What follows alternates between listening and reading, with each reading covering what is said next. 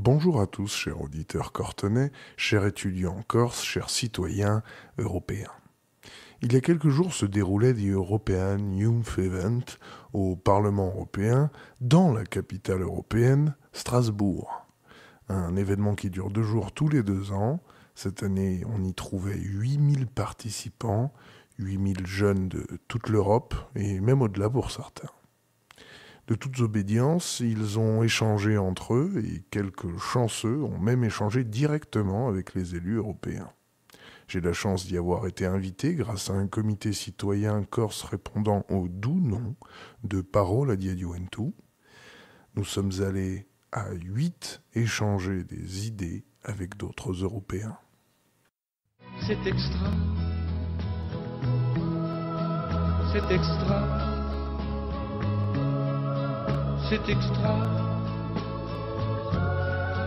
c'est extra.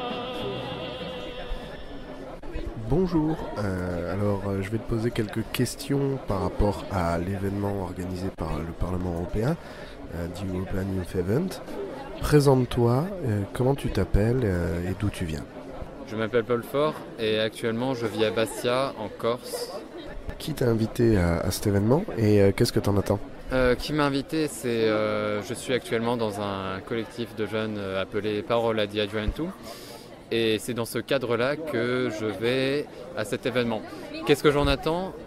Je me suis dit que c'était l'occasion de parler de mes idées à un événement organisé par l'Union européenne. Donc tu es déjà éveillé sur ces idées-là, sur ces problématiques qui dépassent souvent la Corse et même la France. Tu es sensibilisé à ces choses-là? Je pense que notre histoire à venir et notre destin sont liés à l'avenir de l'Europe. Nous sommes dans un monde globalisé et nous devons impérativement en faire partie. Donc les problématiques européennes seront forcément françaises, quoi qu'il arrive. Et je pense que nous devons prendre un chemin qui soit adéquat à la vie de tout le monde. D'accord. Est-ce que tu penses que tes remarques, ce que tu vas pouvoir apporter au débat, ce que tu vas pouvoir en penser, sera écouté par le Parlement? Nous serons 8000. 1 sur 8000, je ne pense pas que ça risque d'être écouté, mais pourquoi pas? Tu t'attends à tomber sur des gens qui pensent comme toi et avec le nom faire passer quelques idées? Tout à fait. Mais malheureusement, je ne pense pas que la parole des jeunes soit assez écoutée en Europe. Finalement, si elle était si écoutée en Europe, je pense que nous n'aurions pas à organiser un tel événement. Si tu avais une seule idée à faire passer, ça serait laquelle? Et on terminera là-dessus.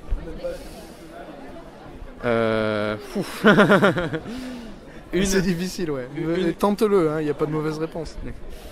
Une Europe des peuples. D'accord, une Europe sociale, tu veux dire? Enfin, ce qu'on appelle aussi l'Europe sociale? Oui, une Europe sociale qui soit en cohésion finalement avec sa population, plus que pour ses élites. D'accord, une Europe plus démocratique, quoi, c'est ça? C'est ça, exactement ça. D'accord, merci beaucoup Paul Faure, et puis je te souhaite un bon séjour. C'est un reproche récurrent que d'avoir une Europe centrée sur ses élites. C'est un reproche qui se base sur des observations finalement simples. L'Union européenne est la première région à avoir baissé le taux d'impôt sur les bénéfices des sociétés autour de 20% selon les pays.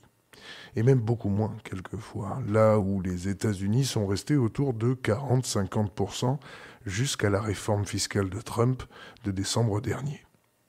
Le meilleur exemple reste bien sûr Jean-Claude Juncker, à l'époque Premier ministre luxembourgeois, et dans luxembourgeois il y a bourgeois, qui a pendant des années siphonné la base fiscale de ses voisins européens avec des taux proches de 10, 5% et même très souvent moins quand il s'agissait de grandes multinationales. En revanche, l'Europe sociale que souhaite ce jeune Paul est restée un vœu pieux jamais tenté. Il y a la liberté de circulation des peuples, mais elle ne sert qu'au dumping social et à divers travailleurs détachés qui, malgré eux, font le lit des grosses entreprises et le malheur des petites entreprises et travailleurs locaux. On peut d'ailleurs trouver un formidable documentaire produit par le service public sur ce sujet. Le Cache Investigation d'Élise Lucet de mars 2016 du titre explicite « Salariés à prix cassé, le grand scandale ». Mais aussi de nombreux livres dont je vous laisse faire la découverte, sinon on va me traiter de partial. T'as déjà entendu parler de l'hégémonie du grand capital? Non. Tu t'intéresses pas à la politique? Bah, tu devrais. Il faut se mettre au travail afin de vaincre les fanachismes. C'est un concept à moi, ça dénonce à la fois les fascistes et les fanatiques. Merci, monsieur Abitbol. Vous m'avez ouvert les yeux. Regarde plutôt la route.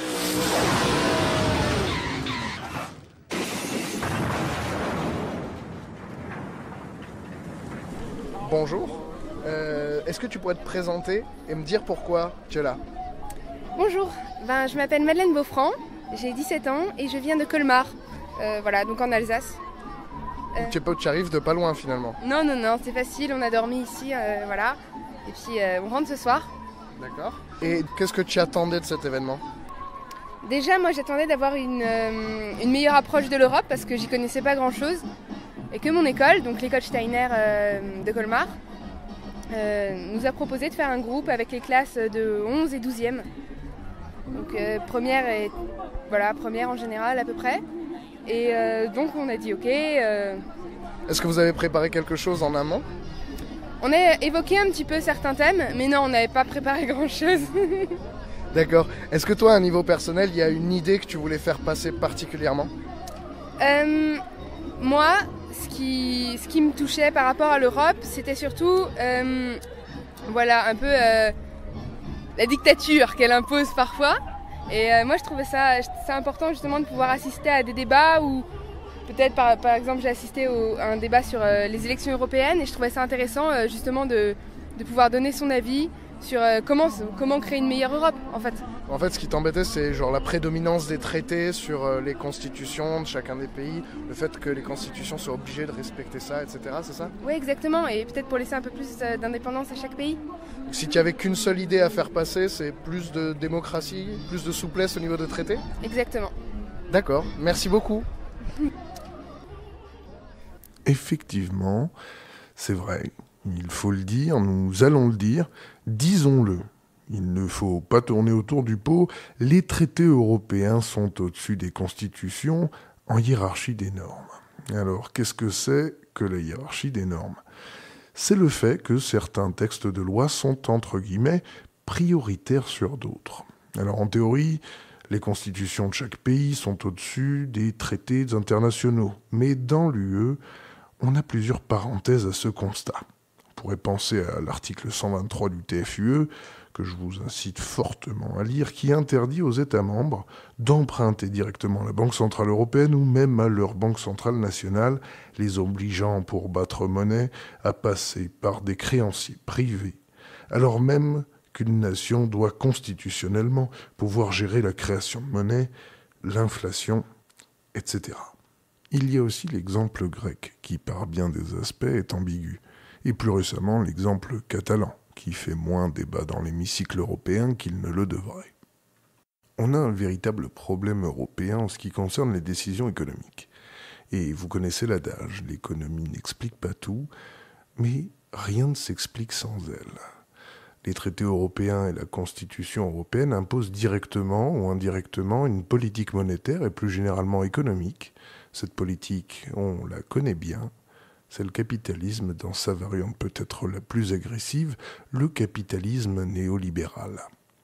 C'est un problème, disais-je, non pas parce que c'est du capitalisme néolibéral, mais tout simplement car ce type de texte de loi doit cadrer le débat et pas imposer la solution. Auquel cas nous ne sommes plus en démocratie, car le choix est déjà fait, et n'est plus laissé aux différents peuples se réclamant de ces mêmes textes. C'est un peu comme si un arbitre se mettait à taper le ballon en plein match, se jetait par terre à cause d'une bourrasque et s'accordait à lui-même un penalty. On voit bien qu'il a raté sa vocation. Eh bien, c'est un peu ce qu'il se passe lorsqu'on a l'unanimité obligatoire sur les décisions fiscales. Ce qui expose toute avancée, ou en tout cas tout changement de ligne, à un droit de veto de fait de la part des pays aux systèmes fiscaux avantageux. Comme le Luxembourg, encore une fois, par exemple. Et dans Luxembourg, il y a luxe, mais il y a surtout bourg. Et même s'il n'y a plus Jean-Claude Juncker, il y a toujours le même modèle économique. Les statuts de la BCE, eux aussi, fixent une inflation à 2% maximum, là où tous les économistes un peu sérieux y préfèrent 3 ou 4%, notamment Thomas Piketty. Bref, de nombreuses alternatives ont été proposées. La majorité qualifiée, avec 55% des pays et 65% de la population, etc.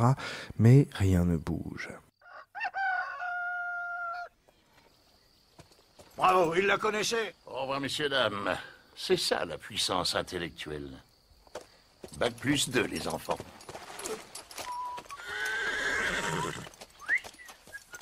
Notons tout de même que le pessimisme n'est pas de mise.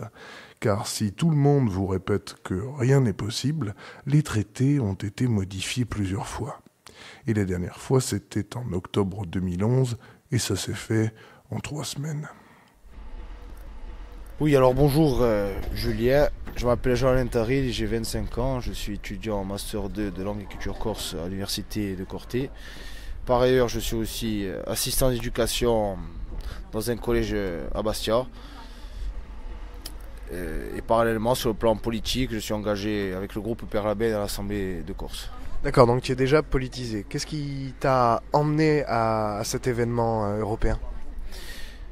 Par le biais du collectif du comité citoyen Parodia Juventus, c'est un comité où on rencontre des gens de toute obédience politique, philosophique, religieuse, ainsi que des jeunes politiques sans vraiment d'idéologie. C'est par ce collectif que j'ai pu partir aux journées européennes de la jeunesse à Strasbourg. Ça a été quelque chose d'enrichissant personnellement, de rencontrer d'autres cultures au niveau européen. Il y a quand même un sentiment d'appartenance dans l'UE, sachant qu'on est quand même tous européens, donc du même continent. Ça a été enrichissant et j'espère que ça se concrétisera tous les ans avec qu'on travaillera sur des thématiques qui nous touchent à tout, qui touchent la jeunesse dans son ensemble. Toi, tu avais des attentes particulières par rapport à cet événement ou pas ? Moi, je suis venu aussi pour défendre mes idées de droite d'un côté. Après, c'était aussi pour rencontrer culturellement des gens d'autres pays. Aussi, le côté linguistique, de se perfectionner un peu. C'est quand même une compétence linguistique de parler anglais, espagnol, allemand ou toute autre langue de l'Europe. Oui, est-ce que tu es content de l'événement ? Est-ce que tu as l'impression d'avoir été écouté ? Est-ce que les activités t'ont plu ? Qu'est-ce que tu en as pensé globalement ? Globalement, je pense que ça s'est bien passé pour ma part. On a parlé de tout, que ce soit l'environnement, le climat, les questions de sécurité, les questions de précarité, d'emploi chez les jeunes. On retrouve ça, on s'aperçoit que pas mal de jeunes en Europe retrouvent les mêmes problématiques chez nous en Corse. Et tu penses qu'il y aura des répercussions politiques au niveau des parlementaires européens ou au niveau du Parlement de manière générale, même des conseils, etc. Je pense quand même, ça a été un événement très européen, évidemment, très médiatisé. Donc je pense qu'il y aura certaines idées, dans la mesure du possible, qui peuvent se faire concrètement, qu'il y aura des remontées avec les députés, quel que soit leur groupe politique ou leur appartenance. Je pense qu'il y a quand même du positif dans tout ça. Si tu avais une seule idée avec laquelle tu étais venu, ça serait laquelle ? Est-ce que tu penses qu'elle a été entendue ? Ou est-ce que tu penses que, de manière générale, l'événement a pu faire progresser cette idée-là ? Après, dans le domaine technique, j'ai pas une idée en particulièrement, mais où c'était un peu dommage, c'est que tu prenais la parole et après il y avait déjà très peu, que 1 ou 2 minutes de temps de parole par intervention. Et j'avais l'impression aussi que tu parlais et qu'il n'y avait pas vraiment de réponse ou de débat sur certaines activités. Sur certaines activités, il y avait quand même... le sujet était trop large, donc chacun disait la sienne sans vraiment de débat ou d'interaction. C'était un enchaînement de monologues, je dirais. Merci beaucoup, Jean-Alain. Qu'il s'agisse d'Union européenne ou de nos politiques bien à nous, il est vrai qu'ils sont tous très forts pour les enchaînements de monologues. Le débat, c'est très dur à organiser de manière équitable. Il faut des gens de bonne foi, des gens renseignés et prêts à changer d'avis, donc de bonne foi. Regardez-moi par exemple, je suis seul au micro et ça se passe très bien. Personne ne se plaint. Regardez-moi encore, je me plains pas. Ben voilà, tout va bien. Non mais plus sérieusement, on a vraiment senti le manque d'échange avec les institutions pendant ces 2 jours. Ne serait-ce que les quelques drapeaux catalans, bretons et corses se sont fait interdire. Autant dire que ça fédère les autorités centrales, mais pour les peuples qui les constituent, il faudra repasser. All this sort of stuff. I don't need any evidence. Everybody just nods. On the other hand, suppose you say something that just isn't regurgitating conventional pieties. Suppose you say something that's the least bit unexpected or controversial. Suppose you say, education is a system of imposed ignorance. Or suppose you say, what happened in the 90s. Les interventions se devaient d'être courtes. 2 minutes pour les plus longues dans l'hémicycle. Mais en 2 minutes, il est très difficile de défendre une proposition originale. Pour avancer, il faut pouvoir détailler à quel problème elle répond et pourquoi. Si votre exposé met en branle les préconçus, vous êtes mort. Vous ne pourrez dire que des choses déjà dites et redites, des choses déjà acceptées dans l'inconscient de l'auditoire. Si je dis « Daesh est un mouvement terroriste horrible » ou « L'extrême droite arrive partout en Europe et il faut s'en méfier », ce sont des phrases courtes que vous connaissez tous. Je n'ai pas besoin de détailler. Imaginez maintenant que je dise « L'éducation nationale est un système qui impose l'ignorance » ou « L'égalité des chances est la pire des ambitions que peut avoir un démocrate ou un humaniste ». Vous sentez tout à coup la dissonance et vous vous dites « Mais pourquoi elle dit ça ? J'ai jamais entendu ça, moi ». Mais avec un temps de parole aussi court et devant plus de 800 personnes, c'est impossible. Sans temps, sans savoir, pas de démocratie possible. Juste du conventionnel, du déjà pensé. Hello, so who are you and where are you from? Hello, my name is Karina. I'm a European volunteer who came from Russia and who is here in France during 1 year. Okay, so why are you in the event? So my friends invited me. They introduced me to event organizations, and they invited me as well. So we created one group, and I just wanted to rest from my small village, from my small French village. Okay, so what do you expect from the event?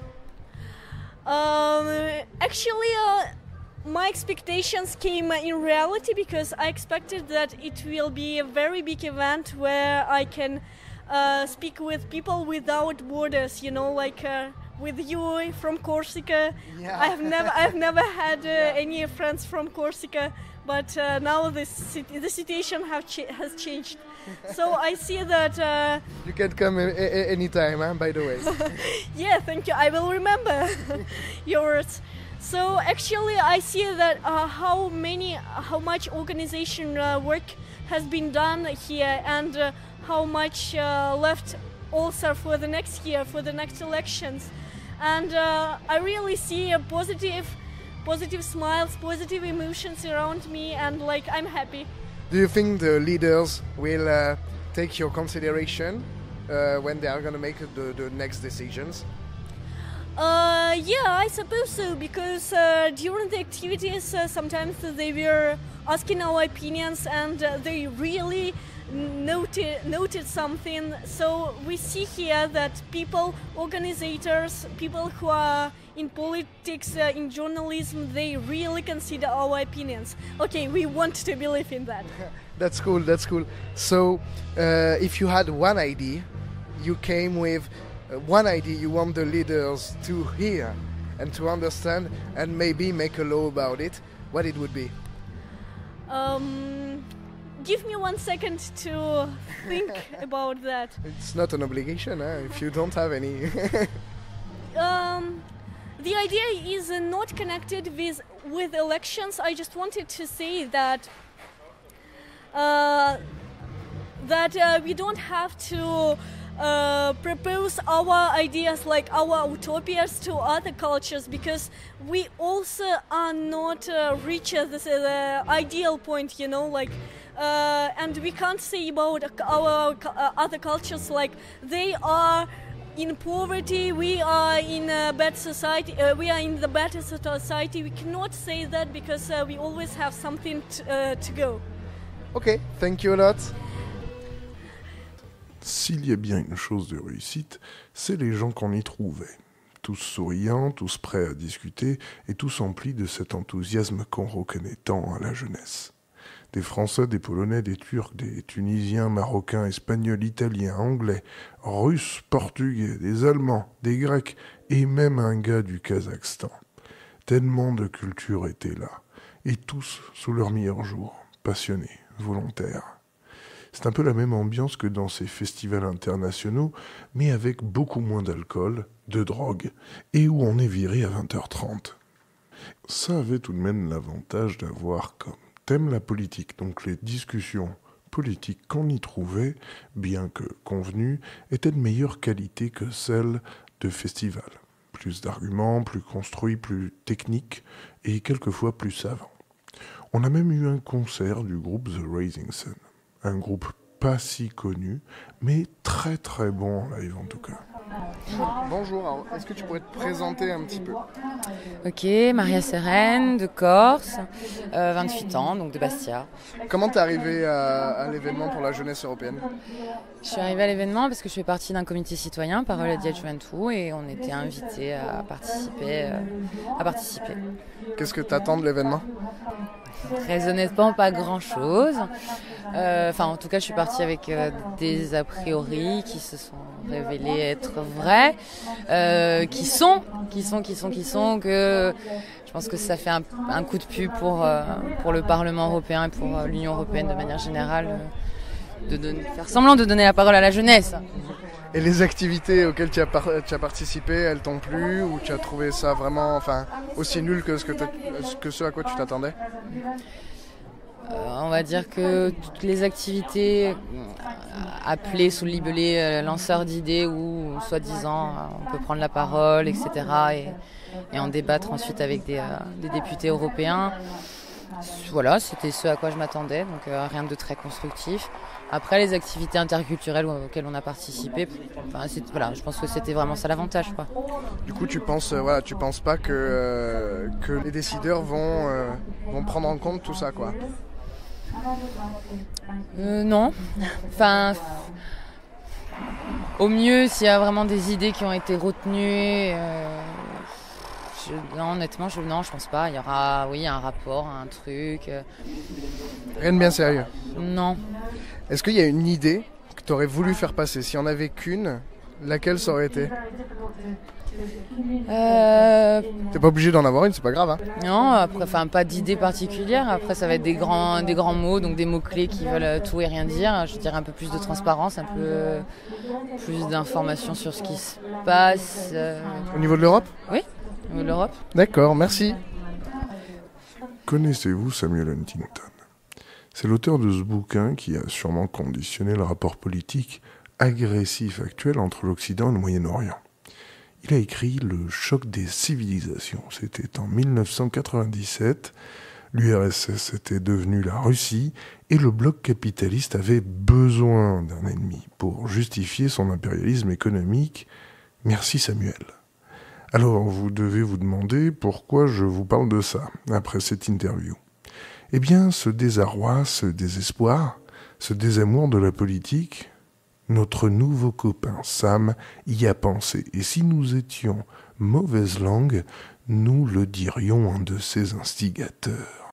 Car Sam, qui ne conduit pas parce qu'il a un chauffeur, et qui boit, pour les mêmes raisons d'ailleurs, Sam a fait un rapport très intéressant en 1975 pour la commission trilatérale. La commission, pour les gens qui ont autre chose à faire que de lire des romans de sciences politiques le soir en rentrant des cours ou du boulot, réunit les élites américaines, européennes et asiatiques, surtout le Japon. Et dans ce rapport, Sam déplore et met en garde contre les peuples occidentaux qui prennent la démocratie trop au sérieux. Il signale qu'il serait difficile pour l'élite de gouverner les peuples qui aiment la démocratie et y participent. Il préconise alors une vaste entreprise visant à créer de l'apathie politique. Ainsi, détestant l'homme s'occupant des affaires de la police, de la cité, les peuples laissent la place aux technocrates et aux administrations le soin de leur avenir. Et les élites dormiront tranquilles. Pendant ces 2 jours, je n'ai pas croisé une seule personne croyant avoir une chance d'influer les décisions européennes. Samuel, tu gères trop. La fougère, l'étagère, les séances plénières, la guerre, bref, t'es trop fort.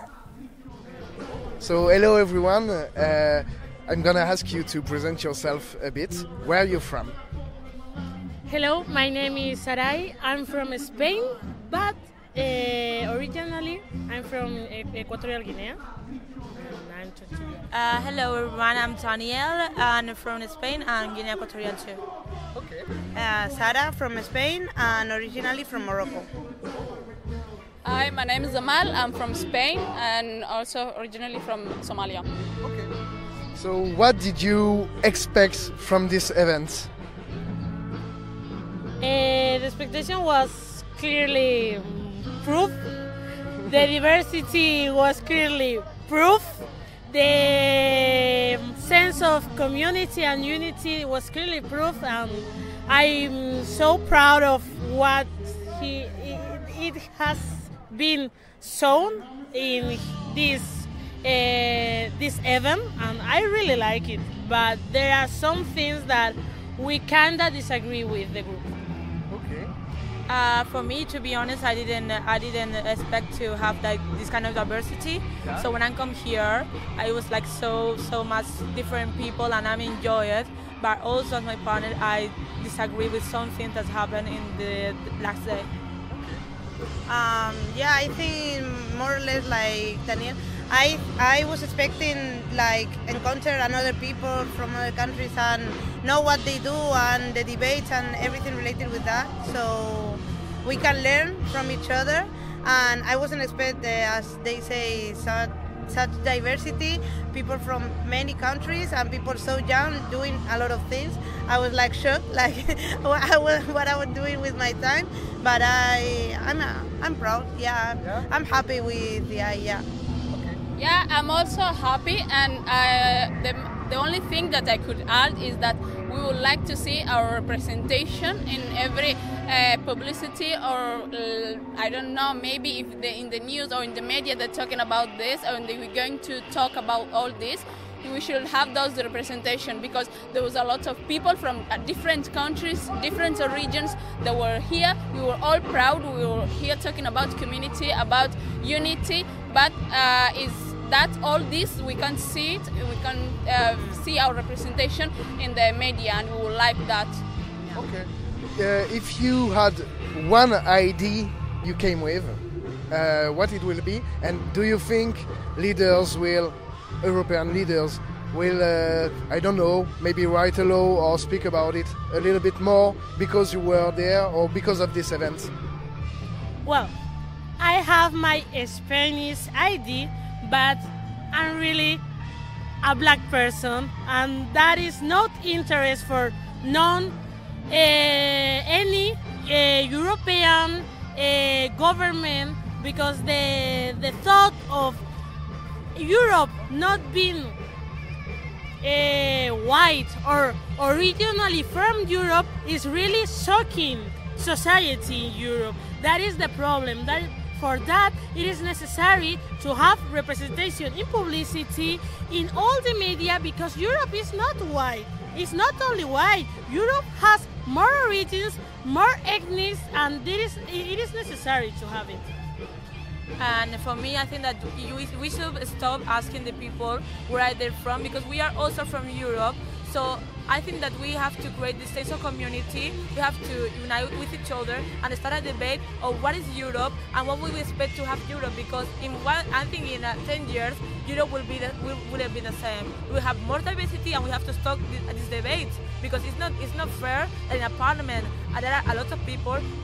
Any of them are representing me. So how can I be proud of be a European if I don't feel represented in my own continent and in my country? Yeah, I will also, I don't know what to add because I agree with them, but the representation, but right representation. We met a lot of people here, they are European, they have different origins, but they do a lot of things, like they have association, they have organization, they work with their communities, with the local, and we don't have this publicity, we don't have this opportunity to talk with each other. And I think this opportunity was great for us, but I don't think that the European Parliament are going to enter on Monday and say, oh, how was the eye? Oh, you made that. No, I don't think so. I don't think they're gonna think about it. It's just something apart from them. But for us, I think it was great. So this is good. Yeah, of course. I would like just to add that the elections are near and everyone knows that. So all these ideas that we are talking about here they have to hear about all this and they have to represent us. That's all what we're asking for, because we are a lot of people with different ideas, with a different point of view, but we all share the values. So that's the only thing we can add. Okay, thank you. Thank you to all of you. It was nice.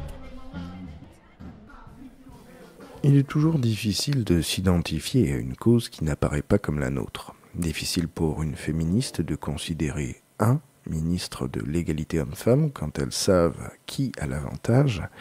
Difficile pour un être humain de voir Gérard Collomb, ministre de l'Intérieur. Difficile de voir Macron, président ou ministre de l'Économie, pour une personne qui ne fait pas partie des extrêmes minorités riches. Et pour finir, comme on vient de l'entendre, il est difficile de s'identifier à l'Europe quand elle n'est représentée en majorité que par des hommes blancs hétéros, alors qu'on est soi-même arrêté entre 17 et 20 fois plus que le blanc d'à côté, qu'on voit des campagnes psychiatriques ou religieuses pour soigner notre orientation sexuelle, ou quand vous êtes moins payé que votre amoureux et que vous bossez dans la même boîte. Amusez-vous à comparer les pourcentages de telle population avec la représentativité de l'Assemblée. Vous devriez rire un peu. Comparez les revenus et les milieux d'origine de vos dirigeants, vous verrez alors à quel point la représentativité est une chose lointaine et l'élection n'y changera rien. Combien de directives sont votées par le Parlement européen et condamnées par la Commission des droits de l'homme? Et pour finir, ce que j'en ai pensé reste en demi-teinte. Les rencontres y étaient très agréables et véritablement variées et riches, mais les discours avaient tous ou presque le même travers, une infantilisation des participants de chaque instant. Pour vous donner un exemple très représentatif de l'esprit du bousin, la première activité à laquelle j'ai participé se déroulait dans l'hémicycle et avait pour thème « Europe, le comeback du champion ». Vous pensez qu'on a évoqué l'harmonisation sociale ou fiscale de l'Europe? Le tout, je sais pas moi, pour éviter les haines grandissantes entre les peuples? La Grèce accusant l'Allemagne, l'Allemagne accusant les pays du Sud, la France, l'Italie, etc., etc. Eh bien non. Le comeback du champion consiste en quelque chose de très simple. Faire voter les jeunes. Et tout est évoqué, de la campagne publicitaire à l'application téléphone pour voter, tout. S'ils ne votent pas, c'est parce qu'on leur a mal expliqué. Et oui, vous êtes cons. Aucun n'a pensé, ou en tout cas ne l'a dit, qu'il était possible que la jeunesse soit informée des politiques européennes, les connaisse, les voit dans leur vie de tous les jours, et décide de ne pas participer à ces mêmes politiques. Bref, pas top. Je tiens encore à remercier Parole, bien plus représentatif de nous, les jeunes, que n'importe quelle assemblée. Sachez que rien de ces interviews n'a été coupé et qu'aucune n'a été sélectionnée. Je n'ai fait que 6 interviews et elles sont toutes là. Les amis, ne vous leurrez pas. On vit une époque où les seuls paradis sont fiscaux et où les enfers, eux, sont bien humains. une époque où l'argent sale circule, alors que les gens, eux, même lorsqu'ils sont propres, sont parqués dans des camps. À chaque époque, la jeunesse doit modifier ses combats. Une tâche lui est aujourd'hui assignée. Remettre les logiques économiques et techniques à leur place, c'est-à-dire au service de l'homme et non plus l'homme au service de l'économie. Mais ne perdez pas espoir, la démocratie paraît souvent si lointaine qu'on soit dans son canapé à l'assemblée d'une collectivité, au Parlement français ou européen, tout se passe comme si le match se jouait plus loin. C'est à nous, jeunes de Corse et d'ailleurs, de la rapprocher toujours un peu plus pour la faire un jour nôtre. C'est encore plus balèze que moi avec mon déguisement. Il traverse tout le pays pour une interview. À pied. Putain, faut être con. C'est du journalisme total.